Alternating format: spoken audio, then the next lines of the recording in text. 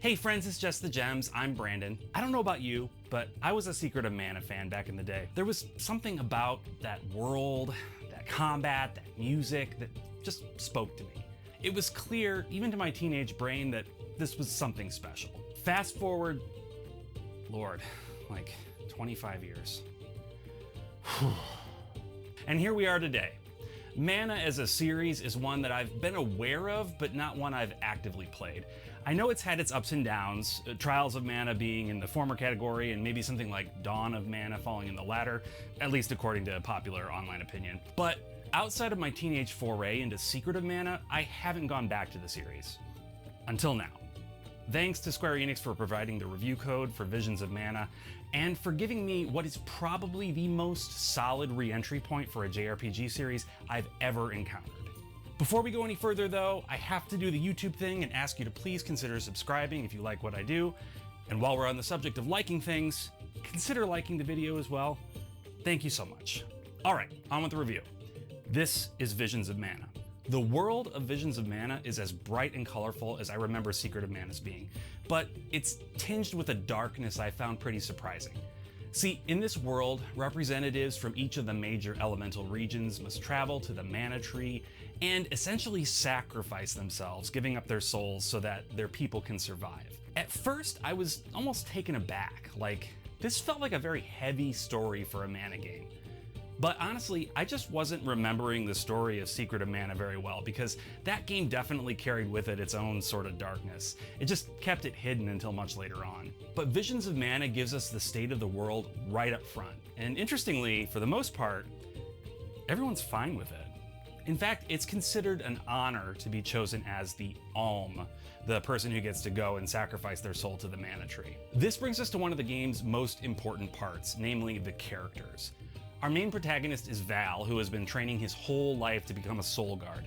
The Soul Guard is the person who travels with the Alms on their journey to the Mana Tree in order to keep them safe.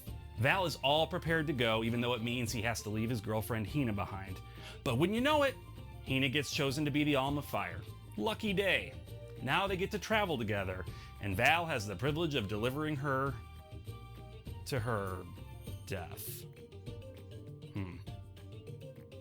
So it's pretty complicated, but you wouldn't be able to tell from how happy both Val and Hina are about this whole state of affairs. One thing I want to point out about our male and female leads is that they are just so freaking adorable together. It's really nice to have a story where the hero and heroine already have great chemistry with each other. Just the cutest couple. Anyway. Along the way, they meet up with the Alms from other regions, like Karina, the Alm of Wind, who speaks with an inexplicable southern accent despite neither her parents nor anyone else in her village having a similar accent. Not sure where she would have picked that up. TikTok? Maybe? Do kids pick up things from TikTok? I don't know, I'm 100. Regardless, she's great. She's got this prickly personality that serves as a great foil to Val and Hina's relentless optimism. And then there's Morley, the Catman who's great with swords, and Palomina, the Queen of Illistana, who has more than her fair share of political intrigue to deal with. And Joulet, the plant kid. Like, he's a little plant boy. He photosynthesizes. This cast is such a joy to journey with. Maybe I've just spent too much time in dour and dark JRPG worlds, but these characters in this world, it is a breath of fresh air. I'll admit, I find some of the designs a little odd. Like, everyone has so much hair. Are there any bald people in this world? Everyone just has hair for days. But over time, even the slightly odd designs grew on me. It's just so charming. Even if you want to fight it, it won't let you. Speaking of fighting, let's talk battles. This is an action RPG through and through, and if you're coming in with no Mana experience, or maybe only having played Secret of Mana like 500 years ago, then let me give you a sense of what to expect. This is fast and furious combat that feels nice and hefty and just so darn good. At its simplest, you have normal and heavy or special attacks, as well as the ability to jump, dash, and dash in midair. You also have access to the series' classic ring menu system, where you can pull up a circle of items or magic spells to use at any time. This feels like a big improvement over the OG Secret of Mana, because the number of rings is much smaller than in that game, and it's much easier to get to the ring you want. As you encounter elementals throughout the game, you'll gain access to new classes. Equipping an elemental will bestow each character with a unique class, which brings with it its own equipment and skills. And on the skill front, you've got quite a few at your disposal, and they're locked behind skill points that you acquire throughout the game. Along with class skills, you get these ultra powerful class moves that you can unleash when your meter's full, and these are some supremely flashy attacks. The sheer variety of classes, each of which gives the character an all-new design, is pretty remarkable. They could have kept each character in their standard form the whole way through, and I wouldn't have complained. They could have even foregone classes altogether, and I probably wouldn't have thought less of it.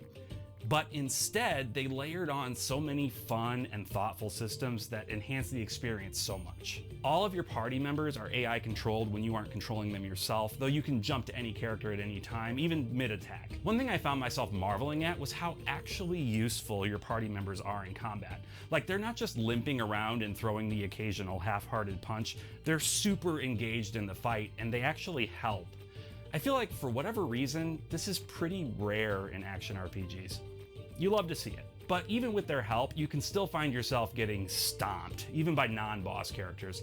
The regular mobs might not pose the biggest threat, though I'd be lying if I said I didn't die a few times from regular mobs. But there are enemies called nemesis that are like super powered up versions of normal monsters, and those guys can be a problem. Fighting them, dying to them over and over, and then finally being able to beat them was just so freaking satisfying. I played on normal difficulty because I am the platonic ideal of the true gamer. With that in mind, I wouldn't say the game is overly hard, though you can definitely bump the difficulty up if you want. One thing I learned the hard way, though, is that the game is definitely not auto-saving after every little battle. Once or twice, I got a little too confident for my own good and got myself stomped by some higher level enemies, only to find I hadn't saved in quite some time. Fortunately, I never lost too much meaningful progress, but still, I wanted to issue you that warning. Save your game. Outside of battles, exploration is pretty darn addicting. The game isn't a true open world like I was sort of hoping. Each area is sectioned off with load screens in between, but the zones you get to explore are pretty big, and there's definitely an abundance of things to find in them. From ruins filled with super high level enemies, to spirit fountains that offer combat challenges, to a ridiculous amount of collectible honey to grab and feed to the dud bears in exchange for items. There's just so much to do. The way the game entices you to explore is really cool. They'll show you some glowing items that seem completely out of reach, but you definitely can reach them. You have a double jump and a super generous air dash that you can use from the very beginning of the game, and these moves let you get to places that genuinely don't look like places the game would allow you to go. This makes exploration feel like, I don't know, sort of deviant in a way, like I'm doing something the developers don't want me to. But they clearly do because there's loot up there. Dungeons, I will say, start out feeling a bit basic to the point that I was kind of worried they would be a letdown. But trust me, after the first couple of dungeons, they really start to expand, not just getting bigger, but incorporating more interesting traversal and puzzles. They're a lot of fun to explore. There are a decent number of side quests, but they're nothing to write home about. Your basic fetch and kill the monster quests. That being said, it's a good idea to grab at least a few in each region. Money can be a bit hard to come by, especially with a full party that you want to keep outfitted with the latest gear, and side quests are a pretty quick and easy way to keep the coffers full. From a graphical perspective, this is one pretty game. I should mention, I played on the PS5, so I can't speak to the technical side of things on other platforms. The art direction is off the charts gorgeous, and like I said, even though I found some of the character designs initially off-putting, the characters themselves grew on me over time. This is helped by the excellent voice work throughout. Strong performances and solid direction make for an elevated story. The story was actually a huge surprise to me. The amount of character interaction and fully voiced and animated scenes is huge. Despite loving Secret of Mana, I always felt like the storyline was sort of de-emphasized compared to a lot of other Square games on the Super Nintendo, but not here. There's a ton of drama and twists, and honestly, I was incredibly engaged from beginning to end. The in-game graphics and presentation are strong throughout, though on occasion, it seems like the production values slip a bit. It will look absolutely beautiful, and then something weird will happen, like the characters' feet look like they're not touching the ground as they walk, or a character's idle animation will look janky and odd. I don't know. Some minor characters' mouths are barely animated, which does distract from the otherwise AAA feel of some scenes. Sometimes using an item in battle won't work, like telling the character to use the item will get canceled by something that's just not clear. That's an issue that I'm pretty sure I remember happening in the original Secret of Mana way back in the day too. Look, if it feels like I'm kind of reaching for nitpicks, it's because I kind of am. I just really love playing this game, but I don't want to leave you with the sense that it's absolutely perfect. No game is, and Visions of Mana is not an exception. These very minor quibbles aside, man, I love this game, y'all. If this is what the future of the Mana series looks like, I'm more than optimistic. I'm straight up hyped. The production values, the gameplay, the music, everything just worked for me. It's a moving story and a blast to play. It just doesn't get much better than that. Anyway, thanks for watching. If you pick up Visions of Mana, let me know what you think down in the comments. Once again, if you'd consider subscribing, that would mean a lot to me. With that, until next time.